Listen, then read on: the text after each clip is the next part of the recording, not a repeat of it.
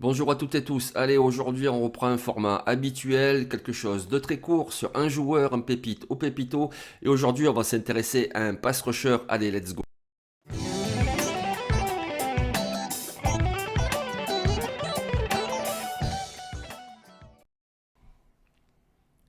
Donc aujourd'hui on va parler de Antoine Powell Ryland. Voilà, Powell c'est le nom de son père, Ryland le nom de sa mère. Bref, ils ont dû divorcer, j'imagine. C'est sa vie, bref, voilà, c'est pour ça il a un nom composé. Ok, donc Antoine Powell Ryland, c'est un gars qui joue à Virginia Tech.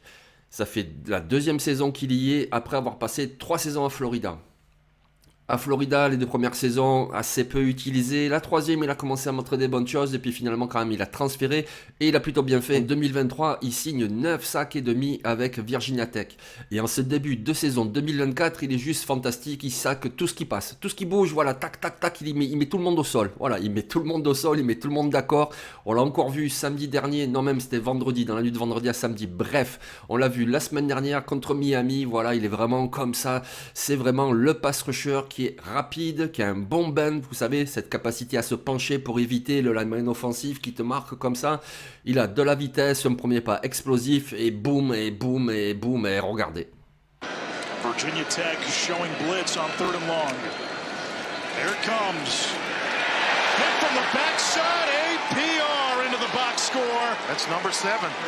And you've got to have some help from a dangerous pass rusher like APR. He's got every move in the book.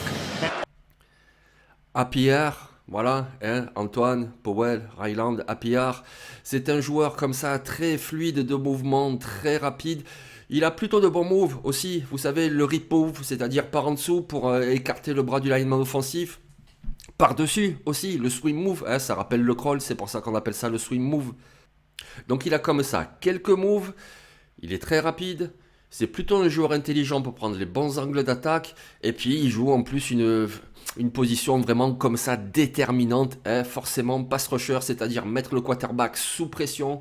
Tant qu'à faire, tu peux le mettre au sol et donc c'est un sac, mais même si tu le mets pas au sol, que tu le contactes, ne serait-ce que le mettre sous pression, l'obliger à lancer très vite, ben voilà, c'est très important dans le football américain et c'est pour ça que APR, forcément, il va avoir une cote à la prochaine draft. C'est donc une pépite, il a beaucoup d'attributs d'une pépite, mais sait-on jamais, c'est peut-être aussi un pépito. Oh, que se passe-t-il? Là, il y a un gros soleil.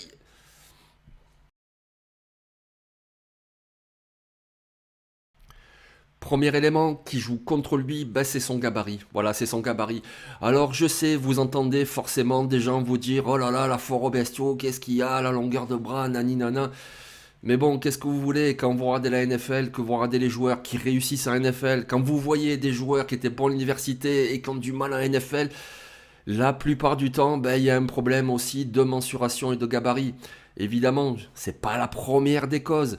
L'intelligence de jeu, évidemment, c'est ça qui fait la différence sur le terrain, bien entendu. Et il y a toujours des exceptions. Mais dans la grande majorité, ben voilà, c'est comme ça, il faut des dimensions, ça se passe comme ça, oui, regardez la NBA, ok, oui, tu peux avoir un arrière comme Stephen Curry, mais Stephen Curry, il est tellement incroyable. Sinon, les meneurs de jeu ou arrière défensifs, ils font au moins une tête de plus que lui. C'est comme ça, parce que ben, tu as des adversaires qui sont grands, qui sont imposants, et donc du coup, ben, APR, voilà, avec ce défaut un petit peu de taille et tout, et même donc de gabarit, ben voilà, on le voit dans les matchs, parfois il attaque et puis tu as le lineman offensif qui le tient comme ça, enfin qui le tient, vous savez, vous pouvez pas le tenir longtemps, sinon c'est un holding, etc. Mais on va dire qu'il le retient, voilà, allez, qu'il le retient parce que c'est souvent la limite, hein, entre je retiens et je tiens vraiment, mais bon, bref. Il se fait contenir parce que voilà, il n'est pas assez grand, et puis la longueur de bras, et puis la puissance, etc. La NFL, voilà, c'est Jurassic Park la NFL. Tu tombes sur des gabarits, mais laisse tomber. Et donc du coup, déjà, ce premier déficit de gabarit, ben ça joue un petit peu contre lui. Ensuite, ben, il faut qu'il améliore aussi un petit peu ses plaquages. Alors, je suis pas en train de dire que c'est un mec qui te rate les plaquages. Non, la plupart du temps, il te réussit le plaquage. Mais de temps en temps, il la rate. Et vous le savez, c'est comme ça, on pardonne rien. C'est comme un receveur qui te fait 4 réceptions, puis d'un coup il fait un vilain drop, eh ben tout le monde va se rappeler qu'il a fait un drop et on va dire ah là là, lui il a pas de main. Ben c'est pareil aussi pour un défenseur, un pass rusher ou même un linebacker. Bon, en l'occurrence, lui, c'est les deux. C'est un linebacker extérieur. Juste en reparler. Mais voilà, il peut réussir 3 plaquages et puis d'un coup, il en rate un et on va dire, ah, ça manque un peu. Et effectivement, ça manque un peu. Il y a encore ce petit truc-là à travailler au niveau du plaquage. Donc le gabarit, le plaquage, il manque des petites choses comme ça.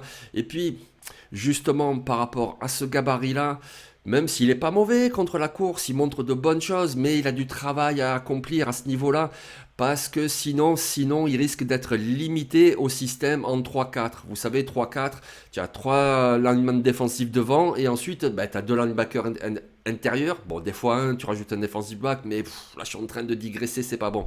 Bref, tu as 3 defensive linemen devant, et tu as une ligne de 4 derrière, avec 2 extérieurs. Un petit peu comme les pistons au foot, si vous voulez, quoi. Voilà, en gros, c'est ça. Mais donc, du coup, il risque d'être limité à ce système-là, et pas au système en 4-3, où tu as 4 defensive linemen devant.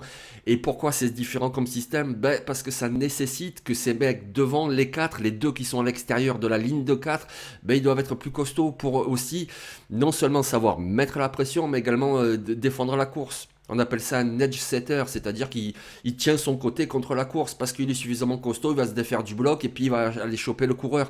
Et lui, comme on l'a dit tout à l'heure, ben, parfois il est un petit peu contenu. Voilà, c'est un petit peu ça qui joue contre lui. Après, évidemment, c'est pas rédhibitoire. La plupart des defensive ends slash outside linebacker en NFL sont plus costauds. Mais après, on en voit avec son gabarit. Alors, je vais pas aller jusqu'à mentionner Von Miller et TJ Watt, parce que ça, ce sont des ovnis. Ce sont des joueurs très rares. Mais même, vous prenez un gars comme Harold Landry de Tennessee, c'est le même gabarit. Vous prenez un gars comme Kyle Van Noy des Patriots, c'est le même gabarit. Donc, c'est possible. Vu les qualités qu'il montre, ben c'est possible. Après, forcément, il aura une certaine cote à la draft, mais un petit peu limitée par ce manque de gabarit et ce qu'il a encore à travailler. Et il sera sans doute envisagé comme on appelle ça un situational pass rusher, c'est-à-dire quelqu'un qui rentre plus en troisième tentative et pas sur la première et la deuxième. Donc forcément, si t'es pas un joueur pour jouer les 3 tentatives, ben ta place à la draft elle descend un petit peu. Et je pense que vu ses qualités, il descendra pas en dessous du top 50, je pense pas. Mais est-ce qu'il pourra craquer le premier tour? Voilà, c'est pas sûr. Après, il a encore toute une saison pour le montrer. Déjà au niveau des sacs, de la pression, il est très très bon. Donc rien que ça, déjà, bouf, ça booste ton stock, il n'y a pas de problème. Mais il va falloir qu'il montre un petit peu, voilà, une meilleure technique de plaquage et puis être un peu plus costaud contre la course. Et là, après, sait-on jamais, pourquoi pas un premier tour, vu que la position est hyper importante et il est bon à cette position.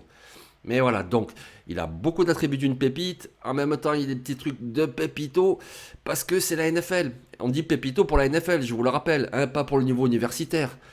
Parce que même si c'est un bon niveau, il joue à Virginia Tech, c'est une bonne conférence, il a faute de bons adversaires. Mais bon, voilà, la NFL, c'est Jurassic Park. Voilà, donc du coup, là, vraiment, il faut que tu sois exceptionnel. Donc il a encore toute cette saison pour montrer où il va aller. Mais je pense que de toute façon, vous en entendrez parler. Parti comme il est parti, je ne le vois pas sortir du top 50. Après, ben, on va voir, est-ce que ça va être un joueur qui va être 20-25 ou est-ce que c'est un joueur qui va être pris 40 par rapport à ses limitations justement. Mais en tout cas, retenez bien son nom, son triple nom, Antoine Powell Ryland de Virginia Tech. Voilà, petit format court, pépite au pépito. Je vous souhaite à tous un très bon week-end de football et on se retrouve la semaine prochaine. Allez les amis, ciao.